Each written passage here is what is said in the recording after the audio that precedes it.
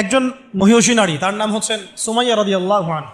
সুমাইয়া রাদিয়াল্লাহু আনহা একজন দাসী।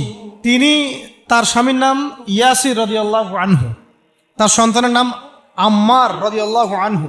তারা তিনজনই ইসলাম কবুল করেছেন। আর আবু জেহেল, আবু লাহাব, উতবা সাহেবার যে দারুন নাদওয়া, মানে ওই সময়কার কাফেরদের পার্লামেন্ট, ওখানে সব কিছুর এই শয়তানিগুলার মোজাকারা হইতো আর কি। তো ওইখান থেকে মানে বিল পাস হচ্ছে সুমাইয়া রাদিয়াল্লাহু আনহাকে একেবারে শুইয়ে দিয়ে ওদের মধ্যে একদিকে মারা হচ্ছে, আরেকদিকে বলা হচ্ছে যে মুহাম্মদ সাল্লাল্লাহু আলাইহি ওয়াসাল্লামের এই দিনটাকে অস্বীকার করতে হবে।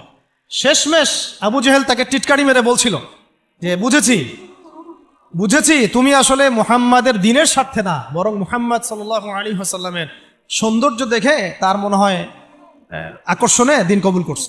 কথাটা বলার সাথে সাথে সুমাইয়া রাদিয়াল্লাহু আনহা একদম তীব্র একটা প্রতিবাদ করেছে, একটা গালি দিয়েছে, খবিসের বাচ্চা খবিস।